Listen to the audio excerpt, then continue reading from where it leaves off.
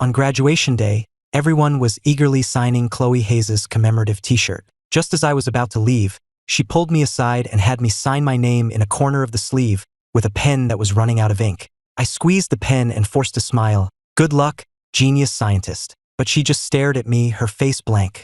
Good luck with what? Good luck in hoping we never meet again. My smile vanished, and the final flicker of my fantasy died out completely. 8 years later, I saw Chloe on television. She had truly become a genius scientist. During a segment filmed at her home, the host happened to open a closet and found that old t-shirt covered in signatures. The host held up the spot over the heart where my name was written, showing it to the camera and asking with a smile what it symbolized to her. On the screen, Chloe lowered her gaze and said just one word, light. Watching the interview, I was utterly stunned. After all, I had been chasing after her since high school and had never once earned so much as a glance. She got early admission to Caltech, so I studied relentlessly to get in, barely scraping by as the last one admitted. After graduation, she went to work at the institute, and I gave up all my own career opportunities to become her assistant, managing her daily life and shielding her from social engagements she despised. When she was kidnapped, I went in after her alone, making myself a target for the criminals. After we were rescued, she finally said with a sigh of relief, "We should find a time to see our parents and set a wedding date." In that moment, I could clearly see the guilt in Chloe's eyes, but I shamelessly accepted this proposal born of obligation, all for the chance to stay by her side forever.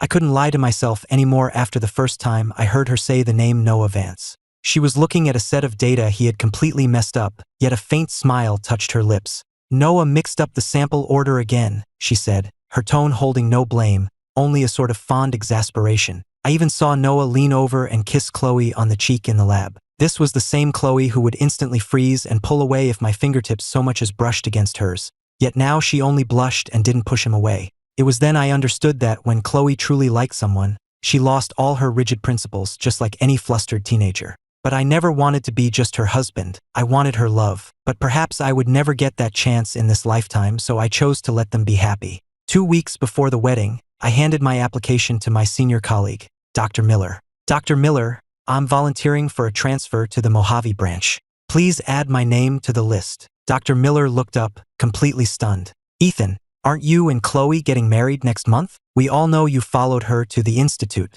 You're so close to finally making it work, and now you want to go to the Mojave." I swallowed the lump in my throat and cut off her kind advice. "Please, just sign off on it." As I left the administration building, the large outdoor screen was broadcasting a live international summit. The camera zoomed in on Noah whispering in Chloe's ear. She tilted her head up to listen, their faces inches apart, and she looked completely at ease. This was the woman who made me maintain a 10-foot distance even when I was just giving a work report, yet here she was letting another man's breath grace her skin. I let out a bitter laugh and went back to our apartment, the one that was supposed to be our marital home. I carefully packed everything that was mine and scheduled a moving service. Just as I finished, my phone lit up with a notification. My transfer request to the Mojave branch had been approved. At almost the same moment, an iMessage from Chloe arrived. "Flight C-1837, lands in Pasadena at 8 p.m. tomorrow. Pick me up." I stared at the message for a long time before picking up my phone and calmly typing a 2-word reply. "I can't." I worked fast. Within a day, every trace of me was gone from the apartment. When the realtor brought a potential buyer, she remarked that it barely looked lived in. It felt fitting, as if all my years of effort had failed to leave a single mark on Chloe's life. "Mr. Carter, are you sure about this price?" the realtor asked. "For this location and the custom work, you're taking a huge loss." I nodded, signing the listing agreement. "I'm sure. The faster it sells, the better." The institute required me to stay for 2 more weeks to hand over my work. The day Chloe and Noah returned, I was in the lab organizing data. My phone screen lit up with a message from Chloe, "Landed, in the car." Before, those words would have made me drop everything to call her. Now, I just silenced my phone and went back to my work.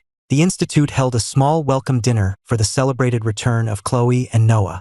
I arrived late and took a seat in a quiet corner. By the time I got there, the dinner was in full swing with Chloe and Noah seated next to each other at the head of the table as the clear guests of honor. Noah was telling a lively story about the summit, and the table erupted in laughter. "Speaking of which, yesterday was a total disaster," Noah said, suddenly changing the subject. His eyes found me in the corner. "Our flight was late, and it was pouring rain. Chloe and I couldn't get a cab for ages, and our luggage got soaked. Ethan, I thought you always handled the airport pickups." What happened this time? Instantly, all eyes at the table turned to me, full of curiosity. I put down my fork and met Noah's seemingly innocent gaze. Arranging transportation is not part of my official duties. The smile on Noah's face faltered. From her seat at the head of the table, Chloe finally looked at me. Her face was impassive, but I caught the flicker of surprise in her eyes. Of course, she was used to it. She was used to me handling every little detail, to me always appearing whenever she needed anything. I was like air, unnoticeable when present, but whose absence creates a subtle discomfort. The rest of the dinner passed in a strange atmosphere. As people were leaving, Chloe stopped me at the end of the hall. "What's wrong with you?" she asked.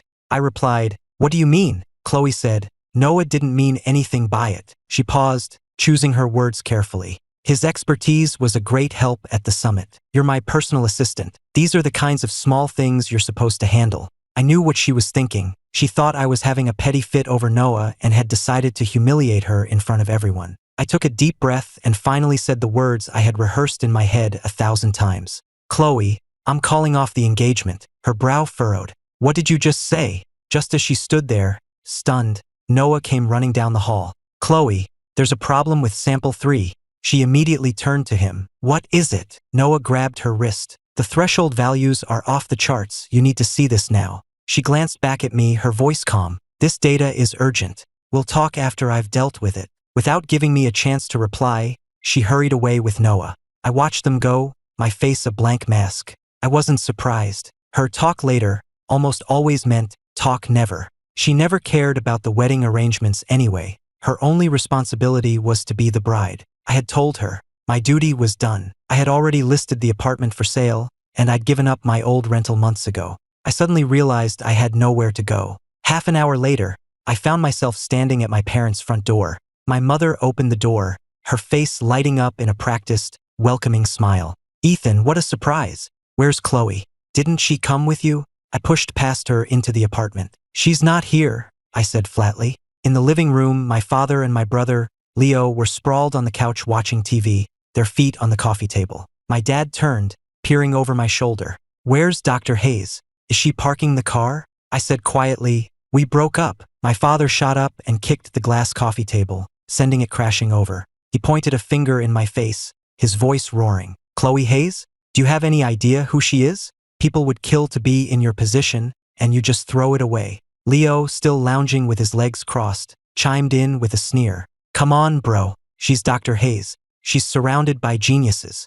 I heard about that guy Noah Vance at the Institute, her mentor's son. Now that's a power couple." He scoffed, looking me up and down. "You were lucky she even looked at you. If you had any sense, you would have just sucked it up and been grateful. Just apologize, buy her something nice. Now that you've screwed this up, where am I supposed to get the money for my down payment? You're ruining my life." This was my family. A bottomless pit that consumed most of every dollar I ever earned. Leo's tuition for a mediocre college, my parents' endless requests for their retirement fund, the down payment on their new house.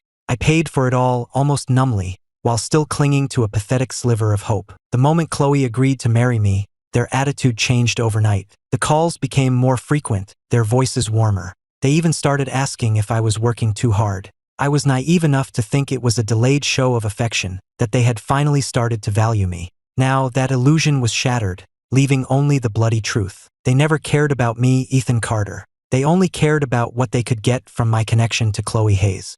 I said nothing more, grabbed the suitcase I'd left by the door, and walked out. I got a key to a temporary dorm from the Institute's housing office. It was a corner room on the top floor, but it would do for the next 2 weeks. I was carrying a heavy cardboard box up the stairs when I nearly ran into Chloe and Noah coming down. Noah was holding a folder, laughing about something with Chloe, and he almost walked right into me. "Whoa there," he said, steadying the box as it slipped in my arms. "Ethan, what's all this? That looks heavy. Let me give you a hand." His smile was easy and his tone was friendly. I instinctively tightened my grip, shifting to avoid his touch. "I've got it, thanks." Noah reached for it again. "Really? It's no trouble. I'm stronger than I look." But then Chloe stepped forward and took the box from me herself. Noah laughed at the sight. "Chloe, those hands are a national treasure, meant for delicate experiments. You can't be doing heavy lifting." When Chloe looked up at him, her usually cool eyes held the faintest trace of a smile. "Hardly as precious as you." Her words were quiet, but they pierced my heart like a needle. I remembered when I had just started as her assistant, I dropped a heavy stack of files, sending papers everywhere. Chloe walked right past without a word, simply telling the office manager to get me a cart. She would never say, "Let me help" to me, and she certainly would never use that kind of intimate, teasing tone to call me precious. Noah chuckled, a faint blush creeping up his neck.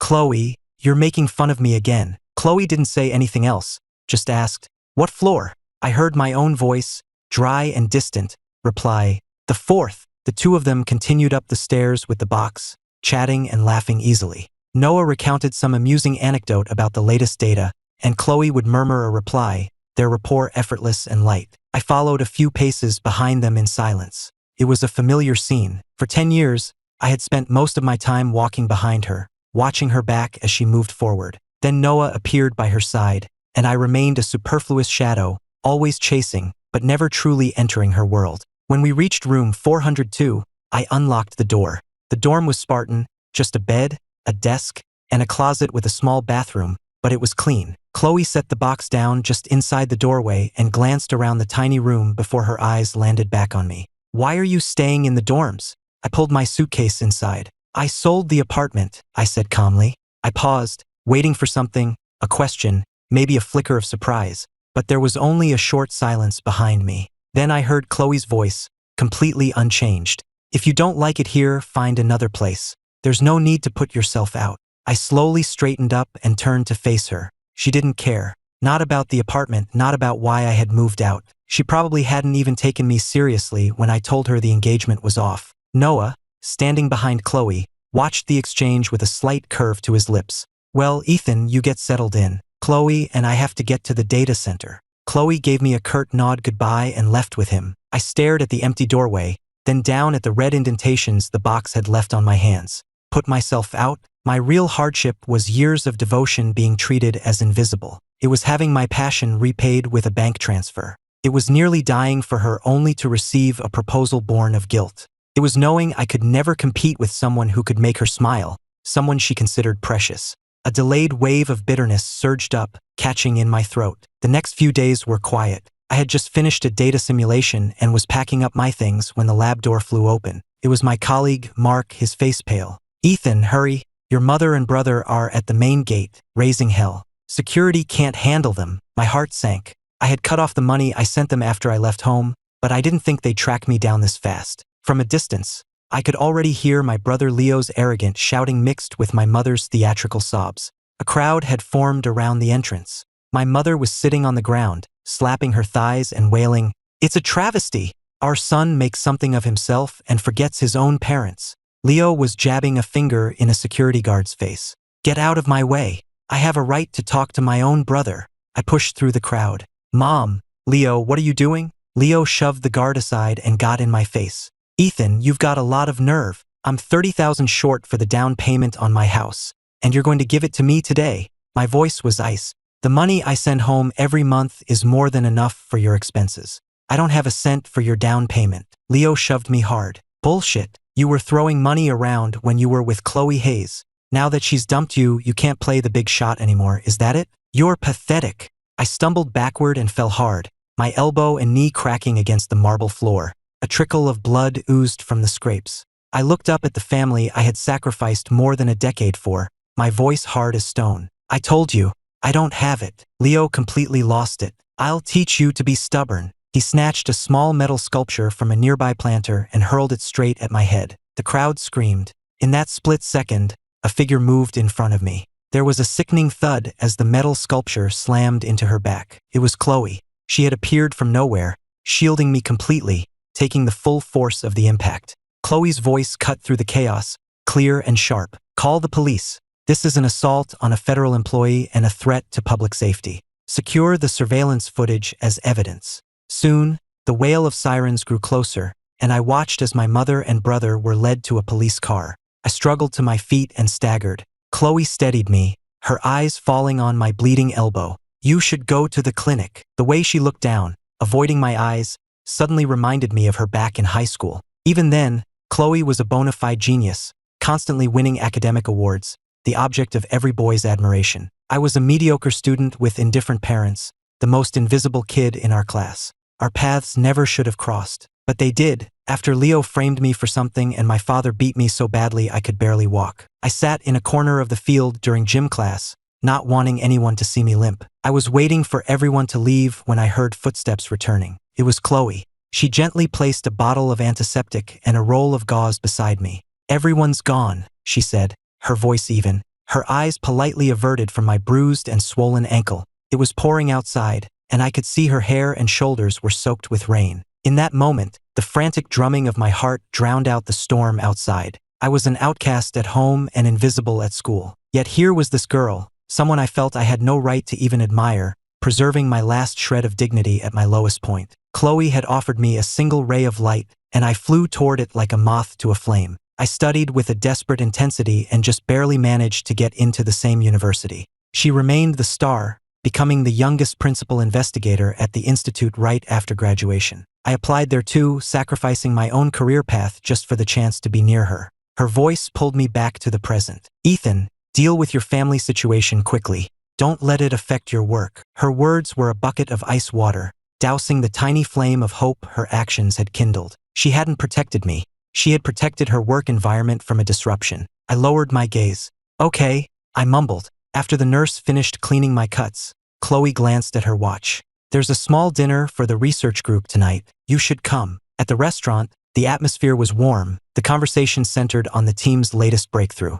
Noah sat beside Chloe, animatedly describing his travels. His father, Professor Vance, was beaming as he looked at his son and his star protege. His eyes moved between Noah and Chloe as he spoke with a broad smile. "Chloe, it sounds like you and Noah make a great team. You're so composed, and he's so quick on his feet. You complement each other perfectly, in work and in personality. You're not getting any younger, and you're always buried in your research. You should think about settling down. My Noah can be a bit immature, but he has a good heart." The implication was painfully obvious. The few people at the table who knew about my engagement to Chloe fell silent, their eyes darting nervously in my direction. Noah, blushing to the tips of his ears, muttered, "Dad," but his hopeful gaze was fixed on Chloe. Chloe was silent for a moment before replying in her usual, even tone. "Thank you for your concern, Professor Vance, but my focus right now is on my work. I'm not thinking about anything else." As she finished speaking, the color drained from Noah's face. He stared at her in disbelief, then shot up from his chair and stormed out of the room. "Noah!" Professor Vance called after him. Chloe watched him go, a slight frown on her face, before she stood up as well. "Excuse me, Professor. I'll go see what's wrong." The room was left in an awkward silence. Mark leaned over to me and whispered, "Ethan, why didn't she just tell him you're engaged? You want me to say something to Professor Vance?" I shook my head. "Don't bother. If she wouldn't acknowledge our relationship, having someone else do it for her would just be a farce." I excused myself to the restroom and slipped out to the quiet patio behind the restaurant. There, under a flowering dogwood tree, Noah had his arms wrapped around Chloe. His desperate voice drifted over to me. "Why not? Chloe, I love you. I know I'm not as mature and steady as Ethan, but I can learn. I'll work hard. I can be whatever you need me to be." Chloe wasn't hugging him back, but the fact that she allowed it spoke volumes. I thought of the handful of times I had tried to get close to her, only to be met with that subtle but unmistakable recoil. Just then, as if sensing my presence, Chloe looked up and our eyes met. My face was a blank mask. I stared back as if watching a silent movie that had nothing to do with me. Noah, lost in his own despair, didn't notice. "I know you better than he does," he pleaded. "I know what makes you happy." I didn't linger. I turned and walked back to the dining room, excused myself by saying I felt unwell, and began the solitary walk back to my dorm. The wind seemed to scatter the last ashes of hope in my heart, leaving nothing but a hollow void. I had just finished getting ready for bed when there was a knock at the door. I opened it to find Chloe standing in the dim hallway light. She was quiet for a moment, then said, "About Noah." I turned him down. "I don't want you to get the wrong idea." I was surprised. I had expected her to tell me she had chosen Noah. Instead, here she was, telling me she had rejected him, explaining herself because she was worried about what I might think. My voice was calm. "Whether you said yes or no to him has nothing to do with me anymore." She seemed taken aback by my complete detachment. "If there's nothing else," I added, "I need to get some sleep." She put her hand on the doorframe, stopping me from closing it. "Ethan, something's been wrong with you lately." I looked away from her and pushed the door shut. The soft click of the latch separated me from the woman I had pursued for 10 years. I leaned my back against the cool wood and let out a long breath, a dull ache spreading through my chest, like rust. I don't know how long I stood there before my phone rang, pulling me from my thoughts. Ethan, did you see the acceptance notice from the journal? How is Noah Vance the first author on the new materials paper? Weren't you and Chloe the project leads? You spent months collecting that data. Look, his is the only name on it, not even Chloe's. What the hell is going on? I immediately logged into the Institute's portal. The top announcement was impossible to miss. Congratulations to Noah Vance on the acceptance of his first author publication in Frontiers in Materials Science. It was a top-tier journal. It was the paper based on my original concept, the one Chloe and I had spent months refining, the one whose key data I had personally spent 3 months in the lab generating. By any measure of contribution, the first author should have been Chloe or me. But there was only one name listed, Noah Vance. I called Chloe immediately. What is going on with the authorship on this paper? Her voice was calm on the other end. I rejected him, and he's taking it hard. It could affect his upcoming tenure review. I almost laughed from pure rage. So you gave him my work as a consolation prize? Did you ask me? Did you think for 1 second to get my permission? Her reply was infuriatingly calm and evasive. The data was already there. He wrote the initial draft, so his name is appropriate.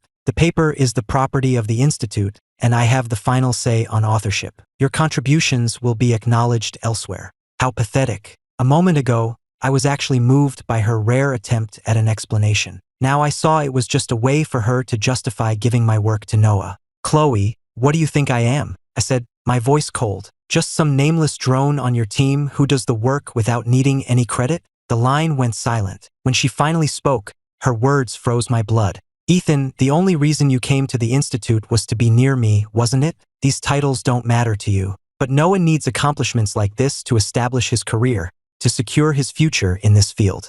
A roaring filled my ears, and I felt my blood run cold. She knew. She had known all along what I had sacrificed, why I was content to be her assistant. And she had taken that devotion, that willingness to step back, and used it as justification to give away my work. I wanted to scream at her, but instead, I just ended the call. The next week, the Institute held its annual symposium. The paper with Noah's name on it was one of the main highlights. Noah stood at the podium in a sharp suit, presenting the core findings, as murmurs of approval rippled through the audience. Everything went smoothly until the Q&A. A question from an anonymous online viewer popped up in the chat. I would like to question the academic integrity of Mr. Vance. The core data in this paper bears a striking resemblance to previously logged experimental records from Mr. Ethan Carter. Can Mr. Vance explain the origin of this data? Is this not a case of plagiarism and data falsification? The auditorium erupted in murmurs. Noah stood frozen at the podium, his panicked eyes searching for Chloe in the crowd. Under the weight of 100 stares, Chloe walked onto the stage and took the microphone from Noah's rigid hand. She faced the restless crowd. I am Chloe Hayes. Regarding the anonymous question, allow me to clarify. All work on this paper was conducted under my direct supervision. Noah Vance was the primary researcher. I stake my professional reputation on the integrity of this work. She paused, her eyes finding me in the audience, my face ashen. Ethan Carter is my assistant. His role was primarily administrative and supportive. He does not possess the core competencies required to conduct this research independently. This work belongs to Noah Vance. That is indisputable. The room exploded with chatter. The director herself vouched for him, so Carter was just a glorified secretary. No wonder he didn't get credit. I guess that anonymous question was just sour grapes.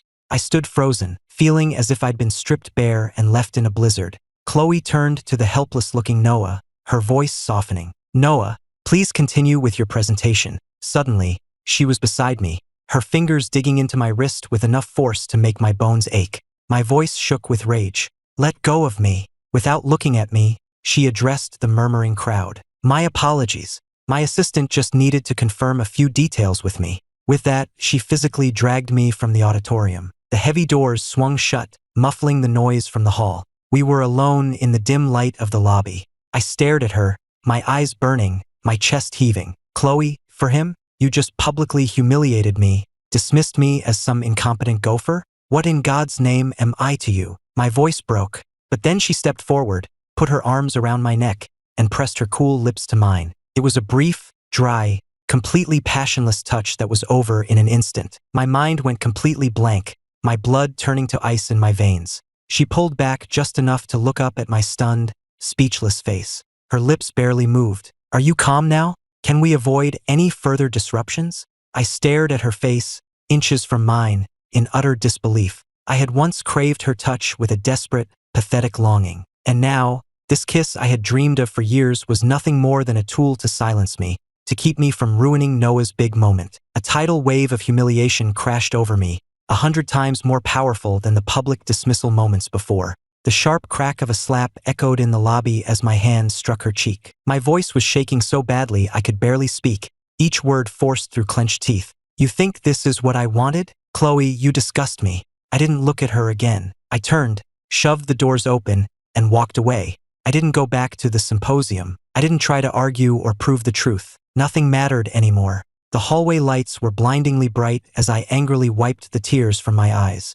I went straight to my lab, logged into my computer, and without a moment's hesitation, I selected every file related to the project and permanently deleted it all. I might be leaving, but I wouldn't let Noah get away with fraud. A few hours later, I was at the airport security gate. When they called my flight, I picked up my single suitcase and walked toward the gate without a backward glance. The plane climbed through a thick blanket of clouds. I blocked Chloe's number and all her social media profiles. With my own hand, I had finally drawn a line under 10 years of my life. Chloe stood frozen, watching my retreating back. I had hit her. I, who had always been so careful around her, who practically held my breath in her presence, had slapped her with all my strength. She could still see the look in my eyes. It wasn't anger. It was the despair of someone who had been utterly crushed. She could see my eyes, red-rimmed as I turned away, stubbornly refusing to shed a tear. Why? She had only wanted me to calm down, to stop me from making an irreversible scene. The kiss, she had thought it was the quickest, most direct way to stop my outburst. She thought that was what I always wanted,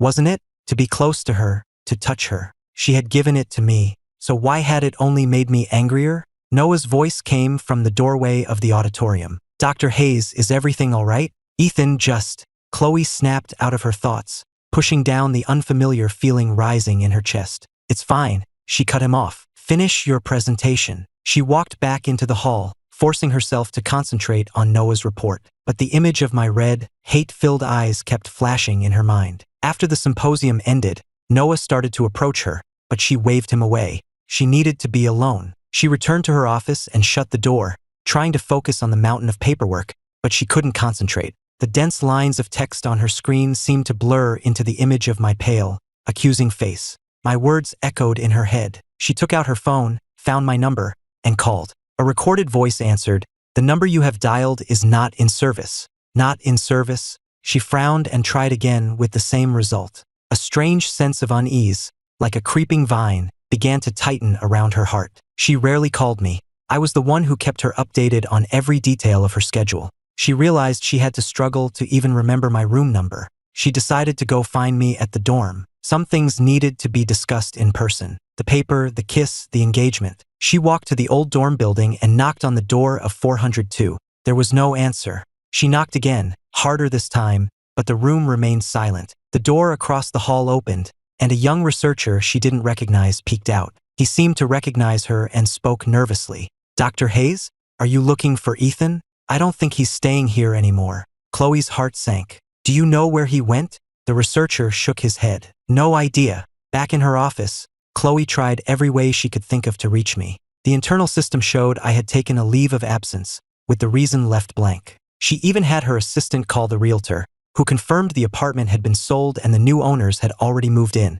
I had simply vanished, right after she had publicly disowned me and then kissed me. A panic unlike anything she had ever felt began to fray her normally unshakable composure. She remembered the look in my eyes. It wasn't a tantrum, it was a final goodbye. The realization was a physical blow. 2 days passed with no word from me. Noah tried to talk to her a few times, but she brushed him off. She grew more silent than ever, her presence so heavy that her own assistant was afraid to approach her. She buried herself in her work, trying to numb the feeling with complex data and experiments. But her mind kept wandering. Just as the anxiety and a strange, hollow feeling were becoming unbearable, her eyes fell on the calendar on her desk. Tomorrow, the date, circled in red, jumped out at her. The wedding day. That was right. Tomorrow was supposed to be our wedding. When they had set the date, she hadn't felt much of anything, just another task on a checklist.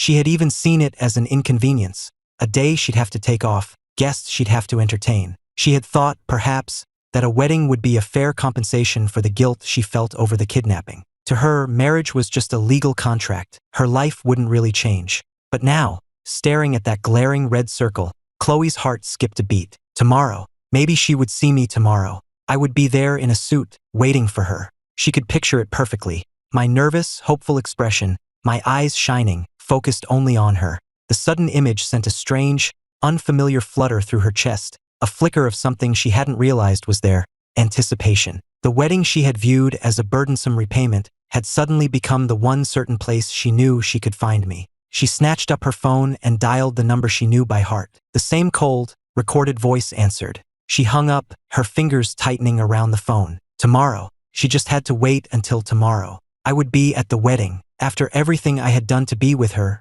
on the verge of marriage, how could I possibly give up? I would be there. What would she say? Apologize? Explain? Or would it be like always, where she would just have to make a small gesture, and I would quietly come back? Chloe leaned back in her chair and closed her eyes. Whatever happened, she would see me tomorrow. On the morning of the wedding, Chloe was up early. In the car on the way to the hotel, she rehearsed what she would say to me. She knew she had to apologize.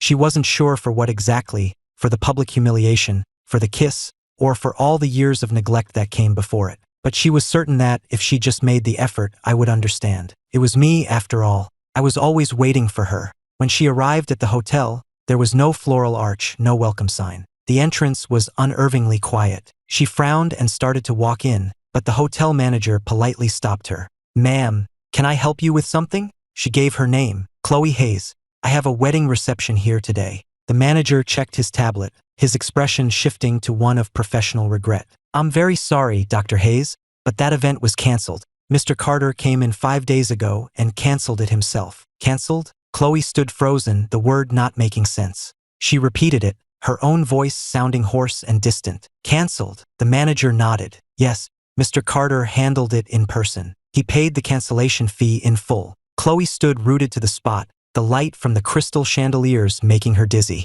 She was only just now realizing that she had never been involved in a single detail. Choosing the venue, the menu, the invitations, she had ignored it all. She had just signed her name on a final confirmation form. She couldn't even remember when. I had been the one to handle everything, to come to her again and again for her opinion. And what had she always said? "You decide. Don't bother me with the small stuff." And so, I had canceled our wedding, and she hadn't even known. She didn't remember the drive back to the institute. There was a hollow space in her chest where her heart should be, cold wind whistling through it. A knock on her office door startled her. Noah walked in. "Chloe, I need the raw process data from the materials project for a comparative analysis." Chloe snapped back to the present, pushing down a wave of irritation. She remembered I had told her I kept a hard copy of all important data backups in her office. "I'll find it," she said curtly. She walked to her filing cabinet, but when she opened the door, she froze. The cabinet was a mess. Folders from different projects were jumbled together,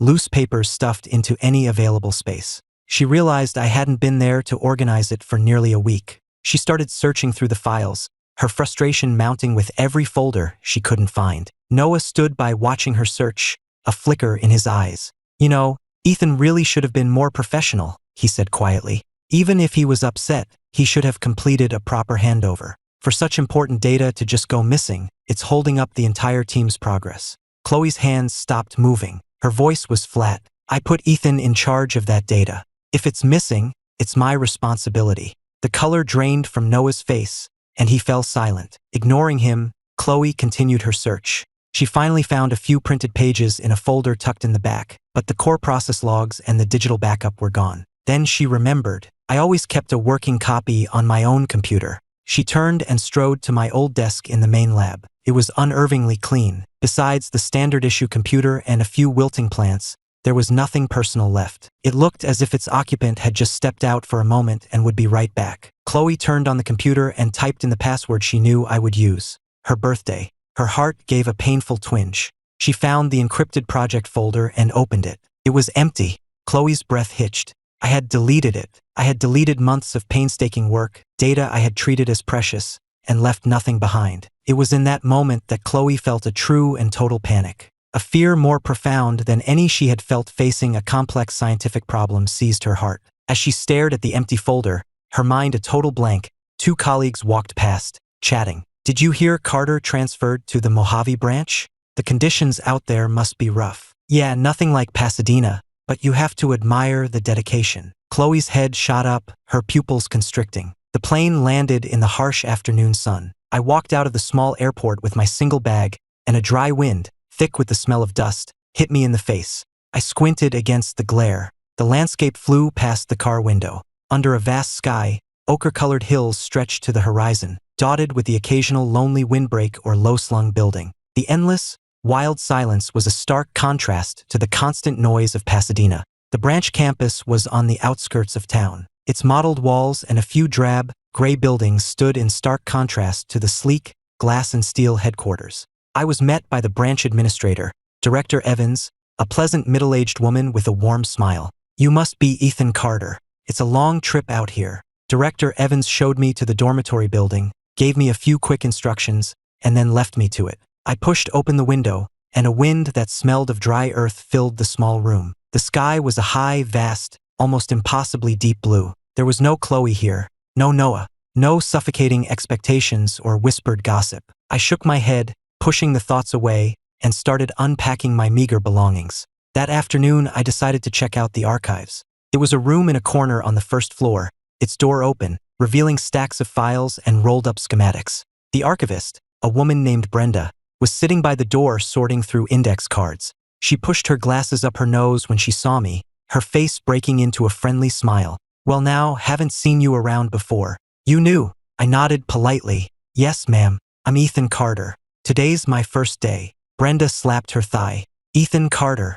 Oh, that's right, the hotshot from Pasadena. Welcome, welcome. It's not every day our little outpost gets a big gun from headquarters. I managed a weak smile but said nothing. Brenda, however, was a talker. She chattered on about the goings-on at the branch, and I listened quietly. You know, she said suddenly, another researcher arrived just before you did. A young woman from New York, Maya Reed. She's a real character, so full of life, makes friends with everyone instantly. Doesn't seem like a scientist at all, more like she's here on vacation. Just as she spoke, the sound of light footsteps and cheerful humming came down the hall. Brenda, I'm back to bother you again. I'm finished with those regional hydrogeology maps. The voice preceded its owner as a tall woman in a hiking jacket blew in like a gust of wind. Her hair was wind-tousled, which only made her smiling face seem more vibrant. She dropped a roll of maps on Brenda's desk and looked up, her eyes meeting mine. She paused for a second, then her smile grew even wider. Brenda, who's this? You didn't tell me we had a new colleague. Brenda chuckled. This is Ethan Carter, just transferred from headquarters. She then turned to me. Ethan, this is the young woman I was just telling you about, Maya Reed, from New York. Maya immediately stepped forward, her hand outstretched. Ethan Carter, it's great to meet you. I'm Maya Reed. I heard headquarters was sending an expert to beef up our data analysis, but I didn't expect someone so young. Welcome to the Mojave. Her handshake was warm and firm, a stark contrast to my cool fingers, and it radiated a kind of vibrant energy. I was a little taken aback by her immediate friendliness and gently pulled my hand away after a moment. Hello, you can just call me Ethan. Maya went with it easily. All right, Ethan, nice name. And with that, she was off. She spoke quickly, her thoughts leaping from the desert climate to the best local diners to a funny story about one of the observation sites. She didn't need any encouragement from me. She was a one-woman show. She was the polar opposite of Chloe. Chloe was like a glacier, cool and controlled, radiating distance. This woman, Maya, was like the midday desert sun, intense, direct, and utterly unfiltered. I finally found a pause in her monologue to ask, "You're from New York?" The cosmopolitan energy of that city was such a jarring contrast to the rugged emptiness of this place. Maya grinned, a carefree, easy smile. Home is where you hang your hat. I heard the projects out here were interesting and the landscape was one of a kind, so I put in for a temporary transfer. Life's too short not to see as much as you can, right? She gestured with the roll of maps. Anyway, I'll let you get settled in. If you ever need a tour guide, just give me a shout. With a wave to Brenda, she was gone as quickly as she had arrived. The room still seemed to hum with the energy she'd brought into it. Brenda shook her head, smiling. That one's a whirlwind. I didn't reply, just walked over to the shelves and started looking for the materials I needed. On Saturday morning, the shuttle bus rattled across the desert floor.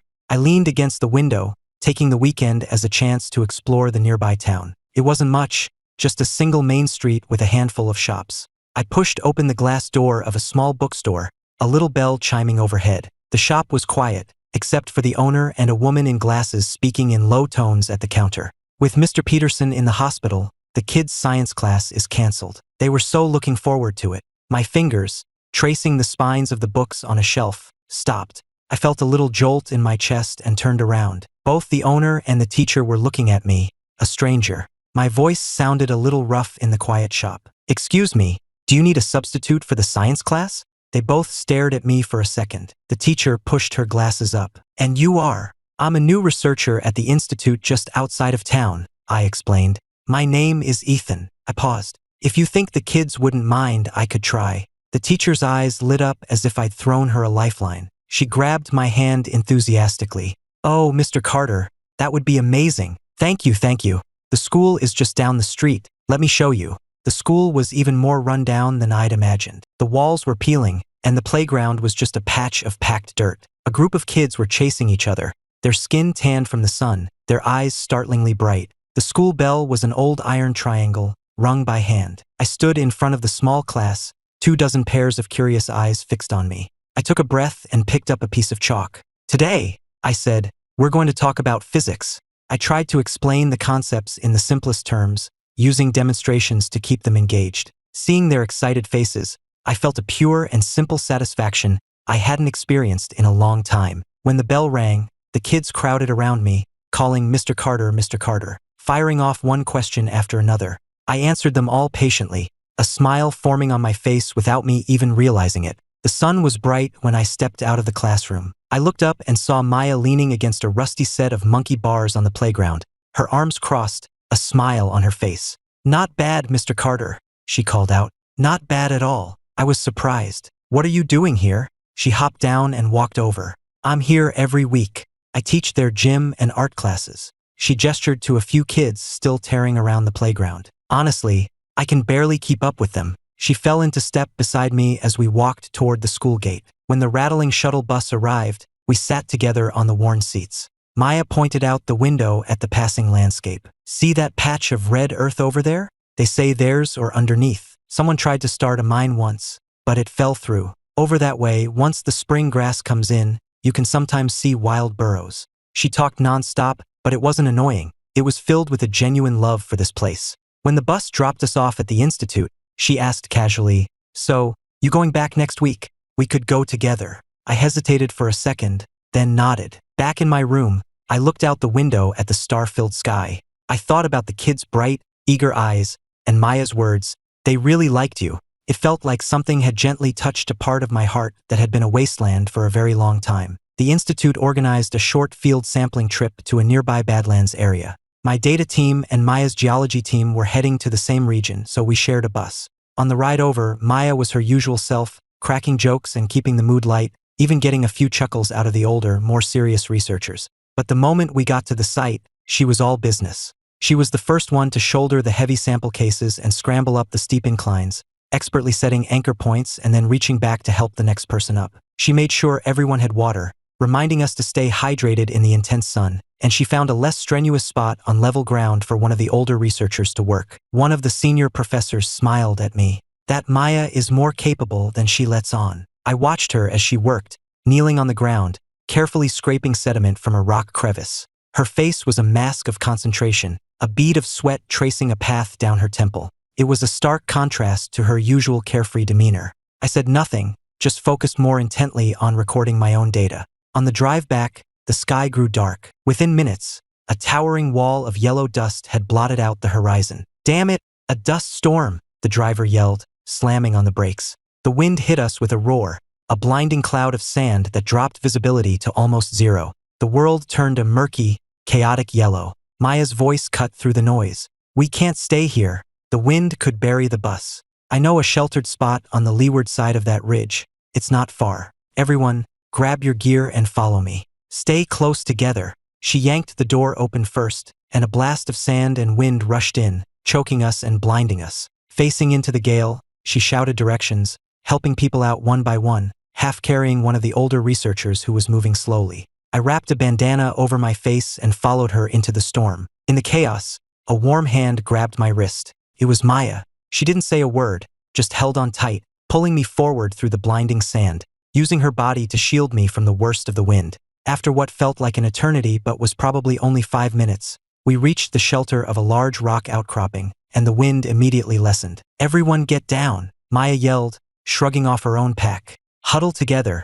Make yourselves small." Like a magician pulling rabbits from a hat, she produced a handful of extra bandanas and goggles from her pack, quickly handing them out to those who were unprepared. When she got to me, before I could take the bandana from her, she had already shaken it out and was carefully tying it around my face. Her movements were quick and efficient, no wasted motion. Then she positioned herself on the edge of our small group, keeping a watchful eye on the storm. The storm raged for nearly an hour before it finally began to die down. When the sky reappeared, it was a hazy gray. We were all a mess, but we were safe. It was late by the time we got back to the institute. After we had accounted for everyone and all the samples, Maya and I walked back toward the dorms.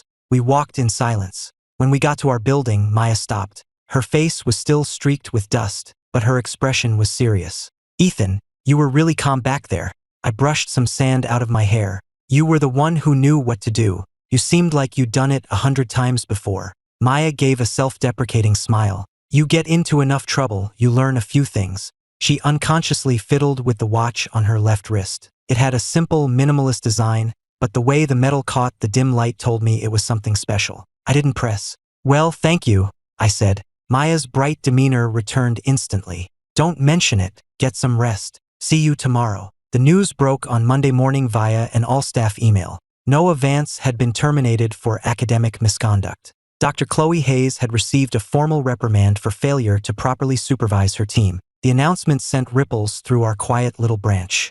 At breakfast in the cafeteria, I could hear the younger researchers whispering about it. "Plagiarism, can you believe it? On that Frontiers paper. The nerve of that guy. And Dr. Hayes got a reprimand. That's going to look bad on her record. So whose work did he steal?" The email didn't say. "Who do you think?" "The guy who used to work on her team. The one who just transferred here. Him, over there." A voice dropped lower, and I felt their eyes on me as I ate alone by the window. I pretended not to hear, calmly finishing my coffee. I spent the entire day out in the field. The desert wind was relentless and the sun was brutal. I worked with my team, pulling survey lines and collecting samples, my movements efficient and focused. Sweat dripped down my face, but I just wiped it away, my attention fixed on the compass and my field notes. During a water break, one of the younger guys on my team brought it up. "Ethan, that was your work he stole. At least they fired the guy. It's some kind of justice." I took a long drink from my canteen, my voice flat.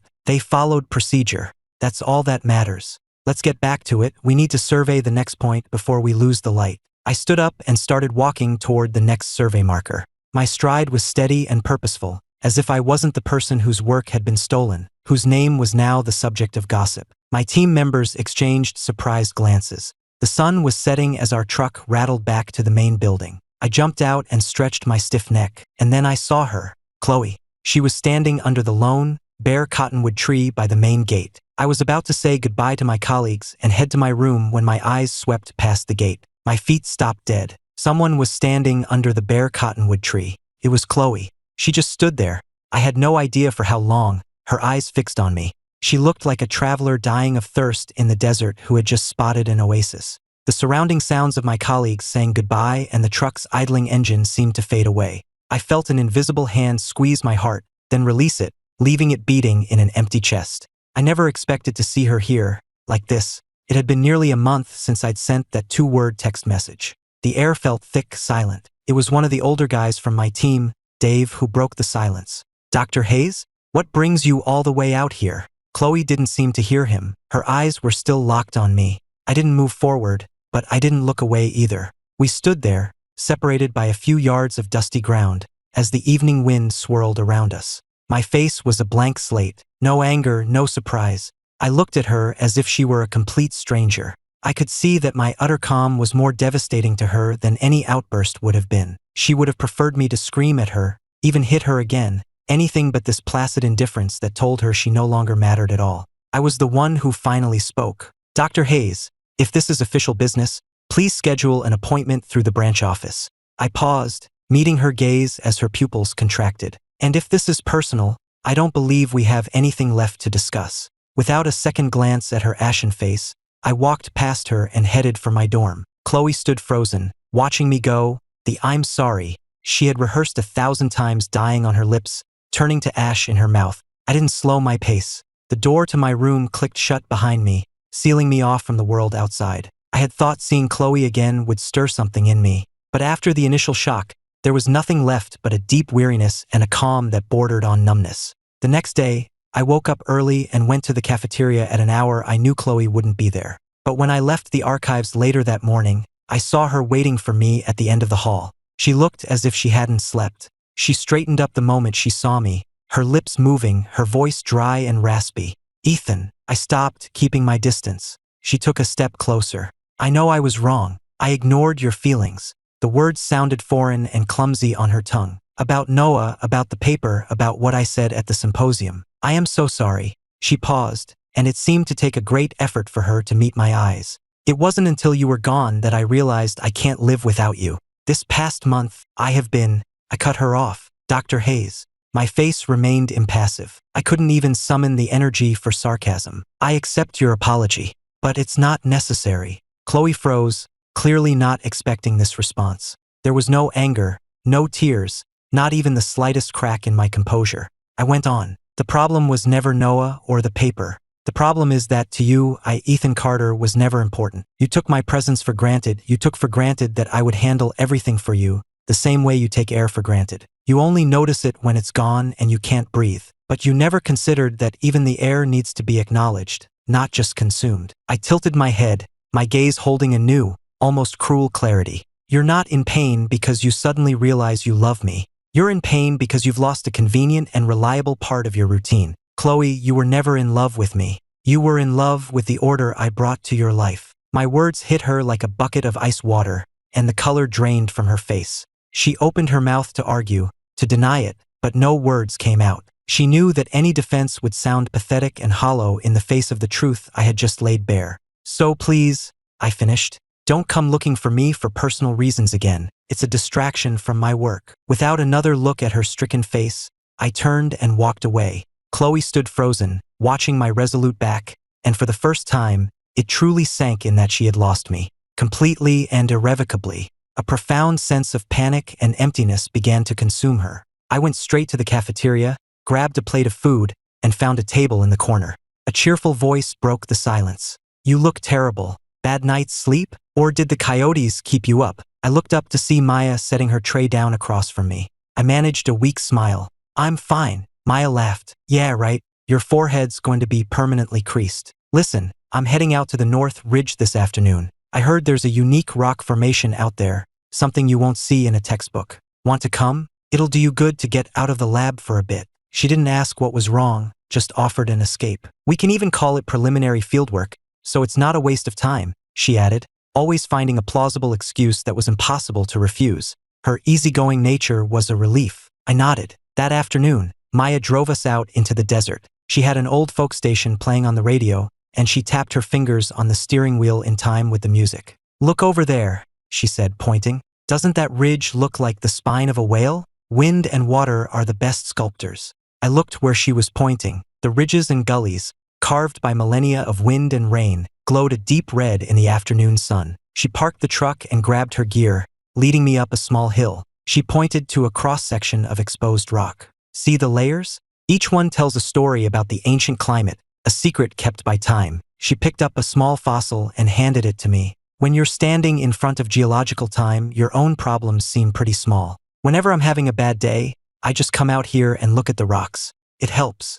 I held the cool, smooth stone in my hand, tracing its ancient patterns with my thumb. I didn't say anything, but I felt the tension in my shoulders begin to ease. On the drive back, Maya didn't offer any more words of comfort. She just chatted about local trivia, from the wild burrows to the best place in town for barbecue, and the easy conversation was a welcome distraction. Then the radio crackled to life. "We have a malfunction at Deep Observation Well 3. We need an emergency repair team, now." Maya grabbed the radio. "Roger that, we're on our way." She turned to me, all business. "It's a critical monitoring station. We can't lose that data stream, it'll ruin the whole project." I didn't hesitate. I'll go with you.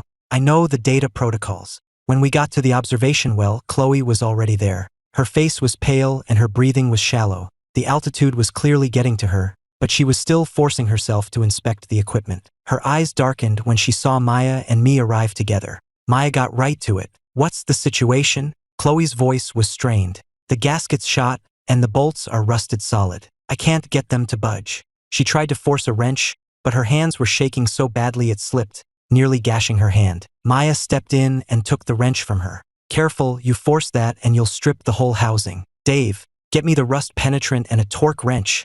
As she started to work, she glanced at me. Ethan, can you double-check the specs on the replacement gasket? I quickly consulted the manual. It's the right model, pressure rating is correct. A strong gust of wind made Chloe choke and cough, and she swayed on her feet. Maya steadied her. Dr. Hayes, you've got altitude sickness. Go rest in the truck. We can handle this. Chloe started to protest, but a wave of dizziness forced her to lean against the truck for support. She watched as Maya and I worked together seamlessly. Maya expertly removed the old gasket while I handed her tools and logged the real-time data, our movements efficient and synchronized. A tightness grew in Chloe's chest as she watched us. She remembered how I used to work with her in the lab just like this, anticipating her every need, always reliable. But she had never truly seen me. She was only now realizing that away from her, I was not just a shadow. I had my own light, and it was so bright it hurt her eyes to look at it. Maya wiped the sweat from her brow. All right, let's run a diagnostic. The indicator light on the monitor blinked green,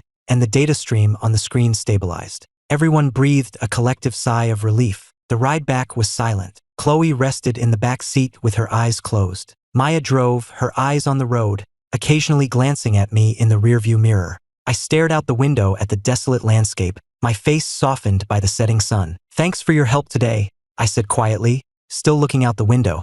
Maya raised an eyebrow. For what? It's our job. But I have to say, you're better with your hands and cooler under pressure than I expected. You don't seem like a desk jockey. I turned to look at her, the corner of my mouth twitching into a small smile. I'm no expert, but I've always found that practical application is more grounding than pure theory. Maya laughed. Now that's something I can agree with. I like that about you. You're down to earth. When we got back to the dorms, Maya helped me unload the gear. Let's touch base before the data analysis meeting tomorrow. Go over the details. I nodded. Sounds good. She waited until I was inside the building before she turned to leave. In the back seat, Chloe slowly opened her eyes. She watched the empty doorway and Maya's retreating figure, her hands clenching into fists. She had wanted to prove she didn't need me, but all she had done was stage a clumsy performance that highlighted how capable and reliable someone else was. A feeling of failure and panic, more intense than any she had ever known, washed over her. That weekend, there was a small get-together in the cafeteria. A few of the senior researchers broke out some homemade liquor, and the mood was festive. Maya was in her element, laughing and talking with everyone, but I noticed her eyes kept flicking over to the quiet corner where I was sitting. I ate quietly, making small talk with the people at my table, keeping to myself but not seeming unfriendly. Someone offered me a glass. Ethan, don't be a stranger. You have to try some of Professor Miller's famous homebrew. I was about to decline, but Maya smoothly intervened. Go easy on him, Mark. We've got to be out in the field at dawn tomorrow, and I need my data guy to have a clear head. I'll take it for him. She downed the glass in one go to a chorus of cheers, then shot me a quick wink. I looked down at my plate, but I couldn't stop a small smile from forming. Chloe watched from another table, her knuckles white where she gripped her glass. That woman was so vibrant, like a bonfire, and next to her, Chloe felt cold and awkward. She drained her own glass, the harsh liquor burning her throat but doing nothing to quell the sour feeling in her chest. After the party broke up, I stepped outside for some air. The desert night sky was breathtakingly clear, the Milky Way so bright it felt like you could reach out and touch it. Enjoying the view? Maya's voice came from behind me. She handed me a warm can of soda. Here, the wind's picking up, don't want you to get cold. I took it, the warmth a pleasant surprise.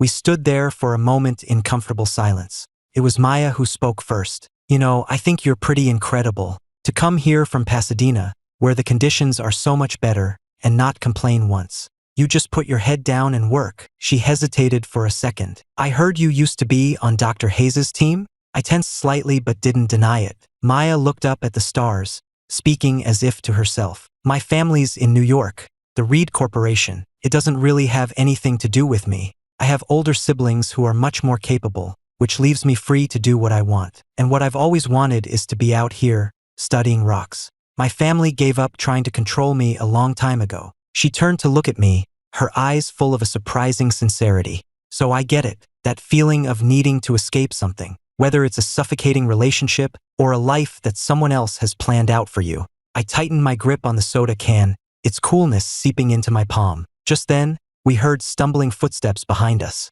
It was Chloe, standing a few feet away, her face pale and her eyes bloodshot. She was clearly drunk. Maya frowned and instinctively moved to stand slightly in front of me. I gently touched Maya's arm, a silent signal to stay put. Chloe lunged forward, trying to grab my arm, but Maya blocked her. Chloe's breathing was ragged, her words slurring together. What right do you have? Ethan loved me for 10 years. 10 years. You've known him for 5 minutes. What could you possibly know about him? Maya let out a short, sharp laugh, her voice dripping with sarcasm. 10 years? You remember the number, I'll give you that. And in those 10 years, what exactly did you do for him? Did you steal his research and give it to someone else? Did you take his devotion for granted? Did you publicly humiliate him at the moment he needed your support the most? Chloe stood frozen, her mouth opening and closing but no sound coming out. Maya's smile widened, but it was cold. Dr. Hayes, you managed to forget that he nearly died saving your life, but you sure remembered that 10 years number, didn't you? She glanced at me, then stopped herself, realizing she had just revealed she knew more about my past than she'd let on. I met her eyes, my own expression unreadable, then turned back to Chloe. Are you done? Dr. Hayes, you should go inside. You'll catch a cold out here. Chloe stared into my impassive eyes, and all the fight seemed to go out of her. Come back with me, Ethan, she pleaded, her voice weak. Name your price. Lead investigator on any project you want. First authorship. Anything. Just don't throw your life away on some nobody from nowhere. She can't give you the future you deserve. Looking at her, so completely undone, I just felt a sense of pity. The iceberg I had once worshipped had melted into this pathetic puddle. I spoke each word slowly, clearly, and firmly.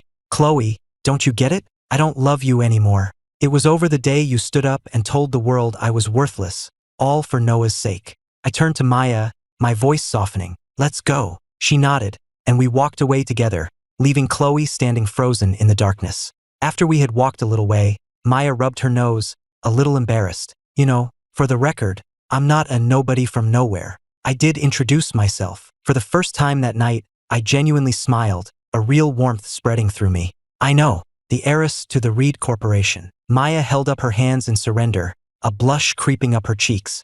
Hey, stop that. Out here, I'm just a geologist. It has nothing to do with my family. Just call me Maya. She paused, her voice dropping a little, a new awkwardness in her tone. And, did I say too much back there? I stopped walking, my eyes clear in the moonlight. You mean the fact that you knew about the kidnapping? Maya swallowed hard, then met my gaze, her own clear and honest. Yes, I'd heard about you before I transferred. They said you were the youngest senior engineer at the Institute, a rising star, and then you volunteered for a posting in the middle of nowhere. I couldn't figure it out, so I did some digging. And then, during that dust storm, I saw you. You were struggling just as much as anyone, but your first instinct was to protect the samples, to protect the data. I rubbed the calluses on my fingertips, a souvenir from years of lab work and field work. I thought back over the last month. Every time I had felt myself sinking, Maya had coincidentally appeared. She'd have an extra thermos of coffee, or she'd just happen to be passing by and offer to help me with my gear, or she'd distract me with some funny story.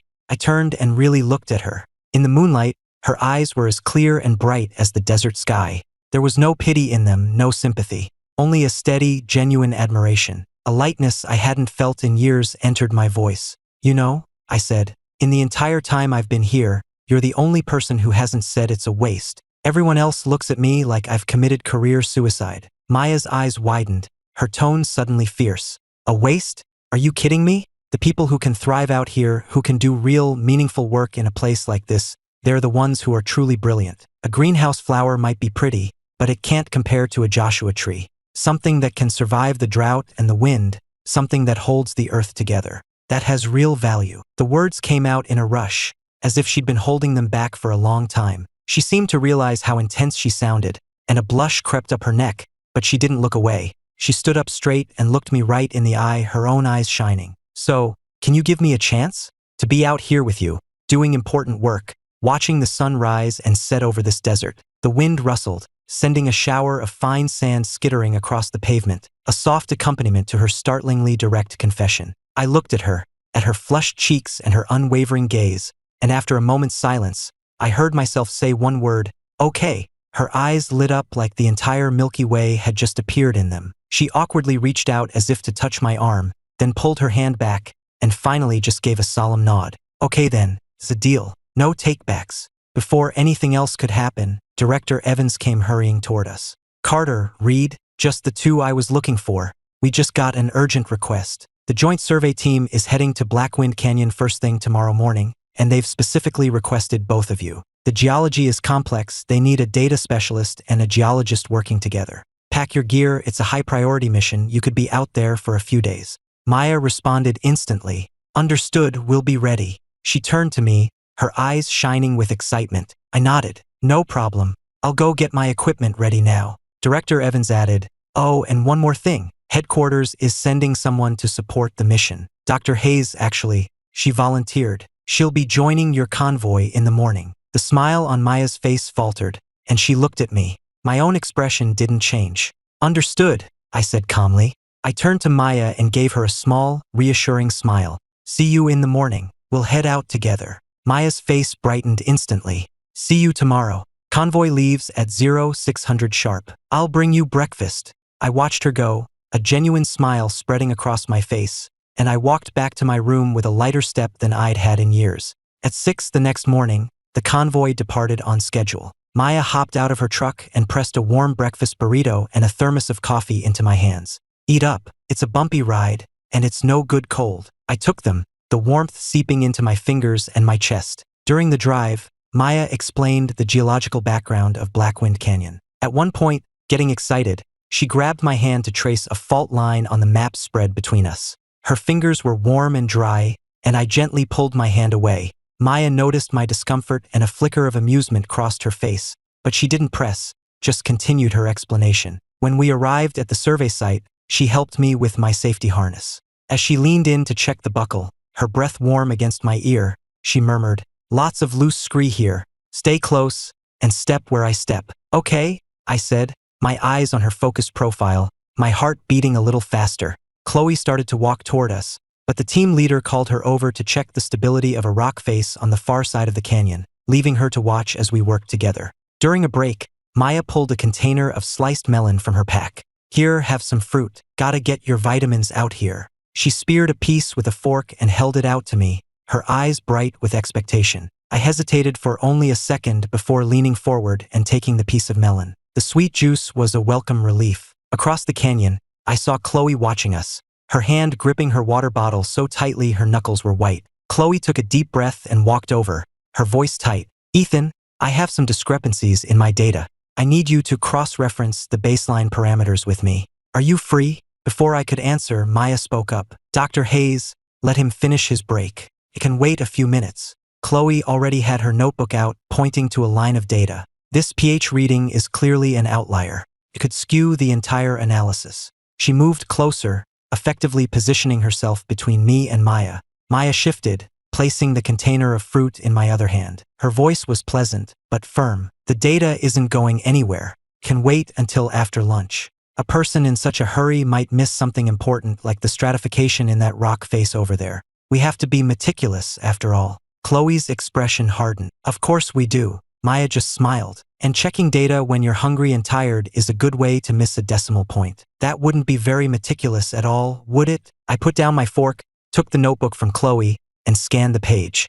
"The value is correct," I said calmly. "It's a variance due to a difference in sampling depth. It's in my notes from yesterday's survey." Maya chuckled softly and took a drink from her canteen, a flicker of triumph in her eyes. Chloe's fingers tightened on the notebook, her knuckles white. After a long moment, she whispered, "I see." Before she could say another word, a deep rumble echoed from the mountain above us. The ground trembled, and loose rocks began to skitter down the slope. "Landslide," the team leader yelled. "Everyone to the safe zone now." Maya reacted instantly, grabbing my wrist and pulling me toward the designated safe zone. But Chloe ran the other way against the fleeing group, back toward our equipment. Inside one of those cases was the raw data I had just collected, the core of the entire project. "Leave it," It's too dangerous, I yelled, starting to run after her. But she was already in the rockfall zone. Just as she grabbed the equipment case, a boulder the size of a basketball broke loose and tumbled directly toward her.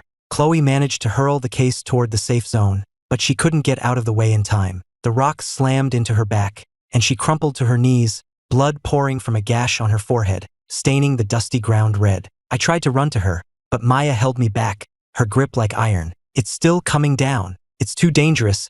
Ethan, wait. Chloe looked up, her eyes finding mine, and she smiled. It was a bloody, broken smile, but it was also a smile of profound relief. Blood blurred her vision. Another rock struck her leg, and she let out a pained grunt, but her voice was surprisingly clear. Ethan, I've loved you for a long time. I was just too stupid to realize it until you were gone. You said I didn't love you, that I just couldn't stand the disruption to my life. I'm ready to prove you wrong right now. Her eyes filled with tears, which mixed with the blood on her face. Now do you believe me? I stood frozen, stunned by her desperate, belated confession, a storm of emotions churning inside me. The rockfall seemed to be slowing. Seizing the moment, Maya sprinted across the unstable ground to Chloe's side. She quickly assessed the injuries. Her left leg looks broken, and she's got a bad contusion on her back. Don't move her, we could make it worse. Chloe's eyes looked past Maya's shoulder, locking on my pale face with a desperate hope. Maya managed to shove the rock off Chloe's leg,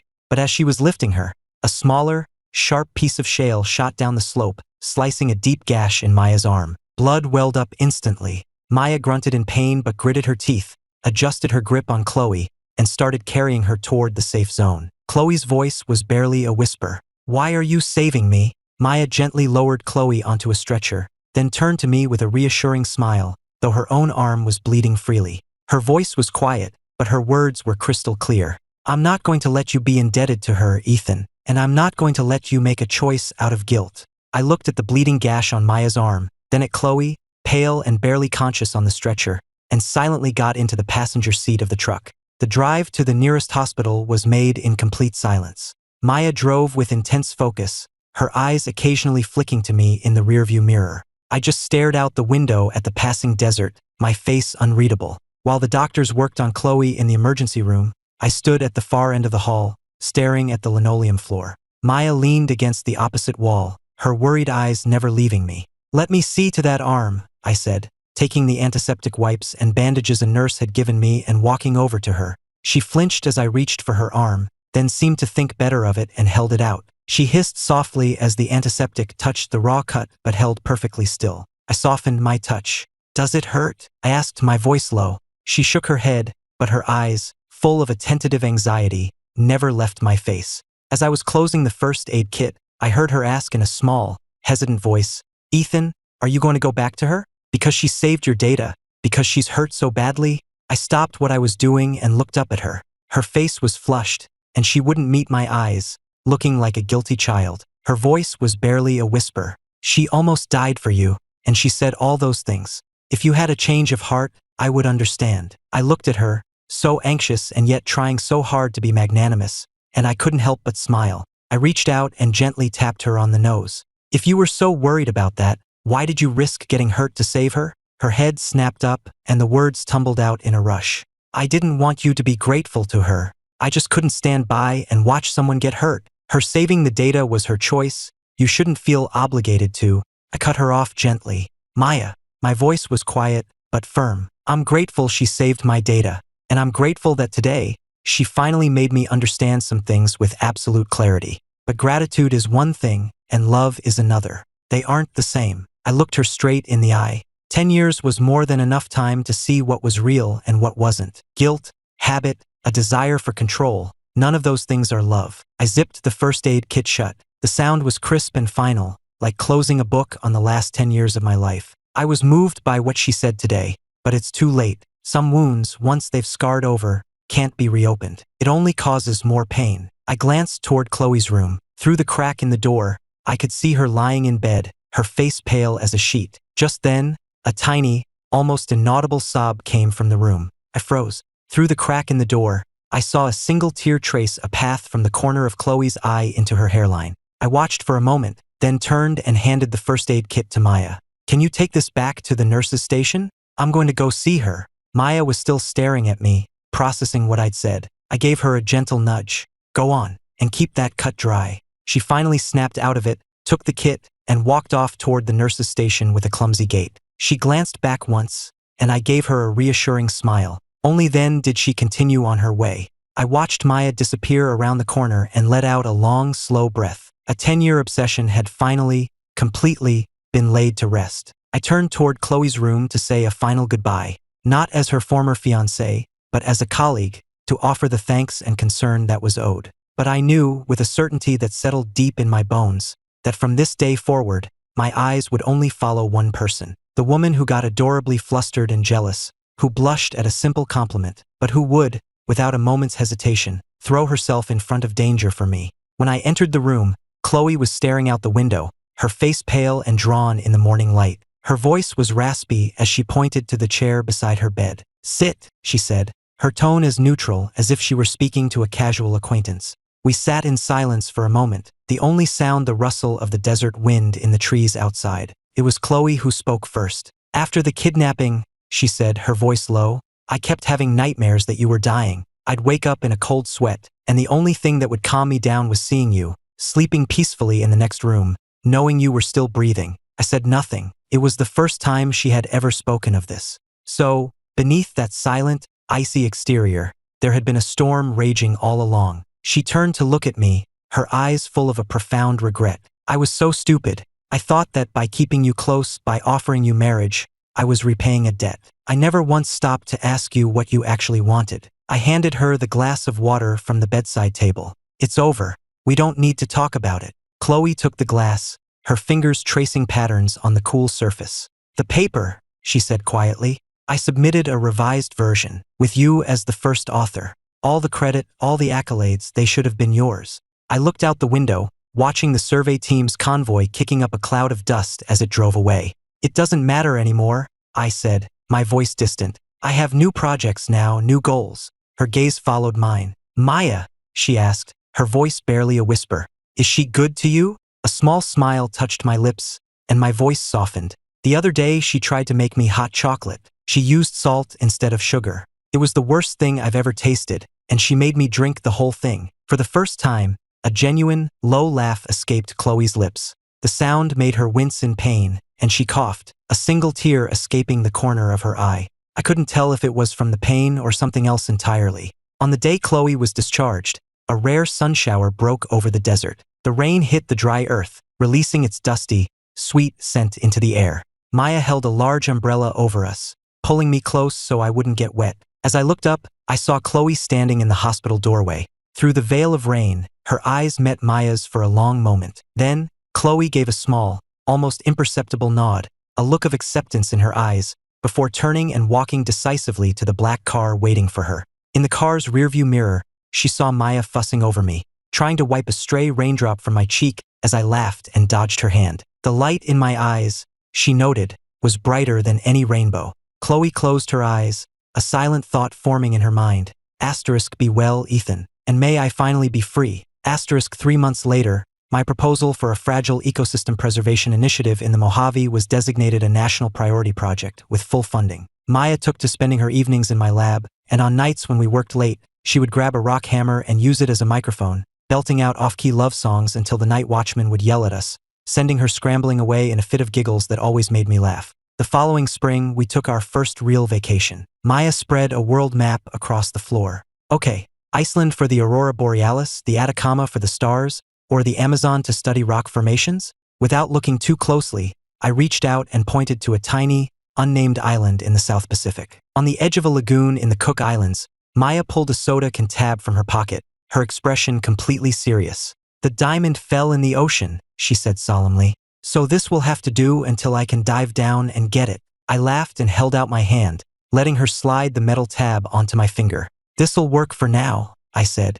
I'll consider it an IOU. As the warm tide washed over our ankles, she produced a diamond ring from behind her back as if by magic, her eyes shining brighter than the vast sea of stars above us. Ethan Carter, she said, will you travel with me to all the forgotten corners of the map, be my research partner for life, and see every wonder this world has to offer? I leaned down and kissed her, the taste of salt from the sea and the sweet of her happy tears mingling into the pure taste of joy. And so we did. We worked on coral reef restoration in Belize, cataloged endangered flora in the Amazon, and tracked glacial melt in the Arctic. Maya's camera was always full of pictures of me, frowning in concentration while taking samples at the edge of a volcano, carefully excavating a fossil in the jungle with a smudge of dirt on my cheek, my smile, she always said, brighter than the sunrise. One night, in our tent in Antarctica, I got an email from Chloe. The only attachment was a commendation list for the Mojave Preservation Project. My name was at the top, followed immediately by Maya's. The body of the email contained a single photograph. Chloe, standing alone in front of an observatory in Greenland, the aurora borealis painting the sky behind her. On her face was a serene and peaceful smile. I felt a warmth at my back as a sleepy Maya wrapped her arms around my waist. I had a nightmare that you threw my favorite rock samples into the Arctic Ocean, she mumbled into my shirt. You owe me. I smiled, closed my laptop, and turned to hold her. Moonlight filtered through the canvas of the tent, glinting softly on the ring Maya had given me. The memory of the vast desert sky swirled and transformed into the brilliant ribbon of the Milky Way above our heads. Maya murmured something in her sleep and pulled me closer. I held her close, listening to the raucous calls of the penguins returning to their rookery, a profound sense of peace settling over me. I remembered a video call with Chloe the day before. She had been standing under the Greenland sky, the lights dancing behind her. This is good, she had said. We both found where we belong. And she was right. Some people are destined to be their own sails, navigating the world alone. Others spend their lives searching for a safe harbor. How lucky I was to have found another ship, ready to sail beside me through any storm, toward a horizon wider and more beautiful than I had ever imagined.